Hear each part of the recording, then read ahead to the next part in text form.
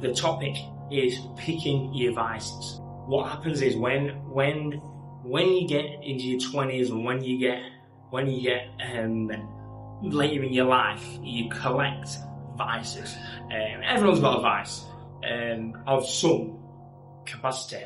I don't think I've never ever met anybody who hasn't got a singular vice, whether that be alcohol, gambling, even like work or even a sweet tooth. You know, everyone's got their vices that they have. Now, you do pick these up later in life. Most of the time, you fall into these vices. So for the habits like alcohol and gambling, you sort of can fall into these habits and, well, I don't want to say addictions, but you can fall into these being your vices. And before you know it, in 5 years' time, that is your vice. What I want you to try and do in this video, and what I want to try and get across to you guys is being a bit more intentional about picking your vices. So instead of letting yourself fall into a set track, try and consciously decide what your vices are going to be. So is your vice, for me personally, my vice is work. My vice is very much work. I love my work, I love my job, and my vice in life is specifically work. You know, not to get too personal, but sometimes it's a struggle to switch off, sometimes it's a struggle to relax as such, but I would rather have that problem than the latter. But anyway, that is my vice in particular. Now, I have designed it like that, so I've designed my vice to be that. And so I don't really, I drink, I don't really gamble or smoke or do anything like that, so but by that decision, I've directed my vice towards work. And I knew that starting out that this was going to be my vice, but I knew that this being my vice, this being the thing that I am intertwined with and it's a real habit of mine, would pay off more in the long term. Rather than drinking and gambling and all that sort of stuff. So I would rather nothing else be my vice. And yes, it is a vice of mine, but I have chosen it to be that now. What I want you to do is I want you to emulate that within your own lives. So if you're just starting something, you've got to remember that every decision you make, you are subconsciously programming your brain to recognize patterns and form habits, even if you don't think you are. So by not really drinking too much, and not really smoking, not really doing drugs, you are selecting your vices and picking them out. So for example, rock climbing, the kind that's the free climbing, the free solo climbing, if you're somebody who really enjoys that and that is your vice, then what those people do, they don't really drink, they don't really smoke, they don't really do all that stuff. They free solo climb. That is their vice. That is their thing that they do, that they enjoy, that they like to do. Now that's not always the greatest vice, because you could just fall off. But what I'm saying is, you'd be surprised how your decisions will shape your reality and your habits and your life, really. So when it comes to picking your vices, try your best not to fall into things. Really pick carefully what you want your vices to be. Whether it's cars, if you want your vices to be cars, you can put quite a lot of your money into cars, research cars, and you can make that your vice. Obviously you can have multiple vices, but you can choose. And the people that don't choose fall into things and realise most of the time, if you've fallen into a vice, it's not a vice that you want anyway. And you want to master your vices, you want to be self-aware that this is a vice that I have. This is a habit that I consciously have. You want to be aware of that, because if you're not, then you don't even know it's a vice. You don't even know you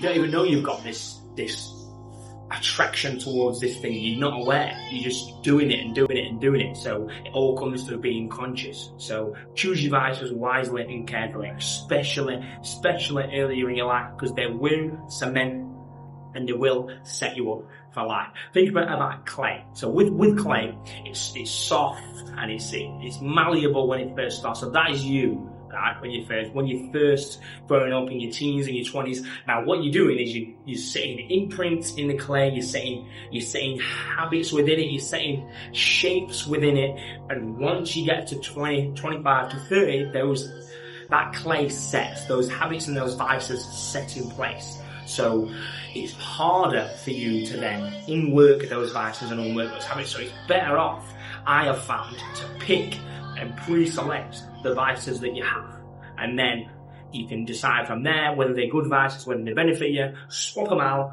add some new ones in. It's going to be hard, it's going to be difficult to do that, but it's a lot easier now than when you're in your 30s and your 40s and your 50s. I could be speaking to anybody, but what I'm saying is, it's a lot harder for the longer they go on. Whether you change it when you're 40, whether you change it when you're 30, the longer they go on, it's a lot harder to change. So, and I'm happy with my vices, I am happy with mine, but not a lot of people can say they are happy with the vices they have.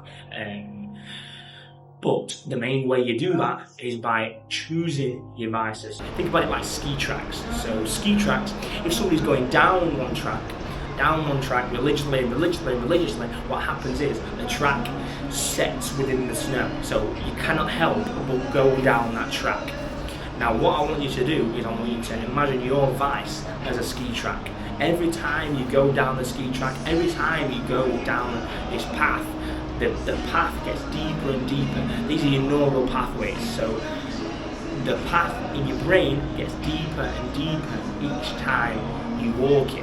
Now, you can see how that becomes a problem, because when you go down the slope again, when you go to ski again in a different direction, then it becomes a problem because it brings you back straight back into your original vice or whatever you had set. That is the process I'm trying to explain. Now what you can do, like I've been saying, is you can set your vices, you can set the trails in the snow, and you can choose to go down those paths and choose to break away. Now, like I said, as you get older, the snow gets deeper and deeper and deeper, and it's very, very, very hard to come out of that. Now, it's much easier to set the snow first. Set the snow, set the paths, consciously and carefully, and then you don't mind going down the slopes because there is something you've chose to do. Now that's all I really want to get across in this video, is just try and master your vices, because that is the key to living a successful life that you're content with as well. Because there's nothing worse than having a vice that you don't want. There's nothing worse than having something you do as a habit that you particularly don't want to do anymore. There's nothing worse than that. Whereas if you set your habits, you know that this is something I want to do, and this is something that I am getting a lot of return on investment for. You don't get much return on investment for a few pounds, but you get a good return on investment for building a program or building a system or building an automation software. You get a lot of return on investment for that in particular. So choose the vices that have the highest return on investment if you can.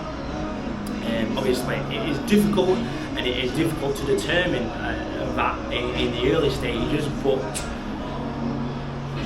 it's better off being in the later stages and not being able to choose, not being able to have a choice, because your vices are already set.